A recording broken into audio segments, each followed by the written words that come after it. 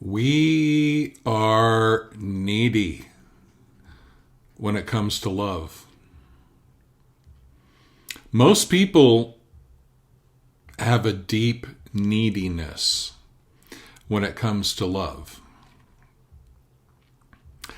And what it does is it turns us all into frightened beggars. We are afraid of being rejected in the beginning or discarded further down the line. And a lot of times, our fear and our neediness alters the course of our lives in disastrous ways. Right now, we have a really good opportunity to completely change that. Because we have Venus and Pluto conjunct in Capricorn. And for those of you who do not know astrology much, I did another video on this that you can look up, and I'll put a link up there somewhere there eventually. And in fact, let me write it down so I know where to put it when the time comes. And so the thing is, we have an opportunity to really rewrite this. And the way that we need to do that is as follows. Stay with me here. You would not be needy about love if love wasn't important to you. If you didn't have love already. It's not that you don't have any love. If you didn't have any love, you wouldn't give a shit about love. The wounding comes in when you, so many times in your life, you put your heart out there to somebody else, and they didn't treat it nicely. Now, it doesn't mean that people aren't allowed to say no to you. It doesn't mean that people aren't allowed to not choose you. But see, that whole question is all about what you can get. That still comes back to the neediness. So what I'm talking about is, let's imagine that you're already full of love. You are, like I like to say, you're just as much divine as anything else in the universe. And the universe is love. So are you. You are the source of love. You are not the empty well that needs to be filled. You are the well that can nurture the whole village. And you are the spark of love that can start the whole wildfire. Mixing up those metaphors all over the place, whatever. But the thing is, if everybody switches to just loving rather than worrying about getting love, then it's all over.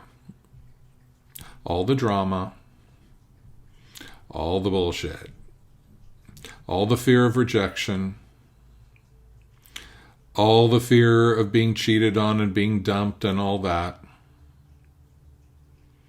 We need to find the way to switch our whole orientation to love from being beggars and being needy to being overflowing with the abundance of our love. This is not something that you can try to do behaviorally. You know, a lot of people interested in spirituality, they do this thing where they mimic the behaviors that they imagine a more spiritual person would have. And then they try to kind of reverse engineer their spirituality from that. Like, I'm going to be very calm, and I'm going to talk in hushed tones and make everything very significant. And I'm going to be this really gentle person. And I'm never going to be outrageous or anything. I'm never going to just start talking a bunch of shit. I'm going to be spiritual. Well, you're already a fucking spirit, so chill out.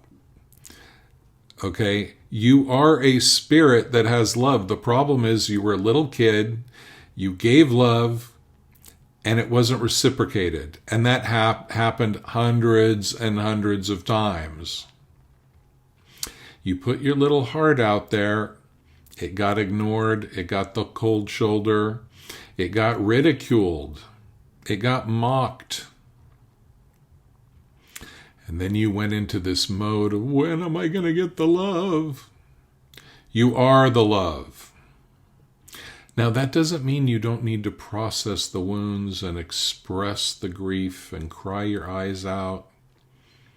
It doesn't mean that you don't need to go into the cocoon before you can emerge as the butterfly.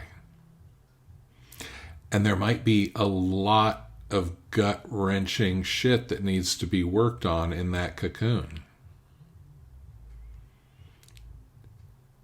But the fact is, the whole paradigm of emotional neediness needs to shift into a paradigm of emotional abundance. And the core emotion to be abundant in is love.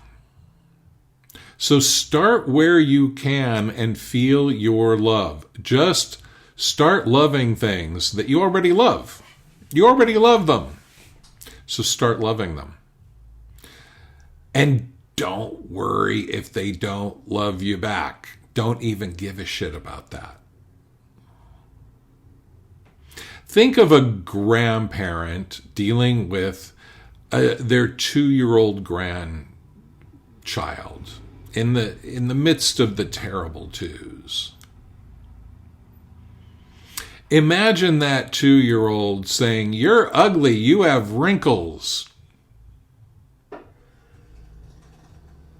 And the grandparent having their heart melt in love and laughter.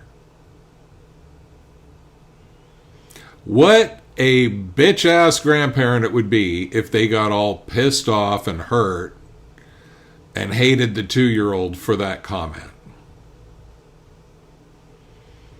That would be a real messed up person, in my view. Not to be all judgmental, and I understand they got their issues, yeah. But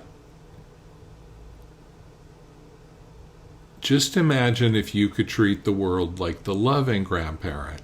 That the world is going to tell you you're ugly and you're stupid, you're ridiculous, your ideas are ridiculous and whatnot. And you are going to love them as they do that. Because as you come in to the realization of yourself as divine, you take the divine viewpoint. You see things from that viewpoint. And that viewpoint is like the loving grandparent who is just called old and ugly and wrinkly, who feels nothing but adoration for the child who just did that. This is the energy of Jesus saying, love your enemy and turn the other cheek. This is the energy that if everybody would just tap into giving the love, then there would never be a question of when am I going to get some love, because it would be all around, and even if it wasn't, it would be bubbling up from your heart, and it would be all around you, because you are an infinite wellspring of love. Otherwise, it wouldn't be so important to you. So, we are in an era right now of changing the paradigm around love. It's happening whether you do it or not, but with most of these things, astrological, energetic, whatever you want to call them, resisting the movement just brings about suffering of one kind or another. If the whole world is waking up to the love within them and you don't,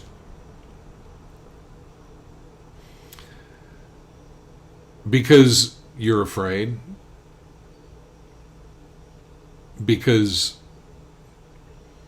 you identify more as the hurt person, yearning for love, needy for love, than the source of love that you really are, life's just harder that way.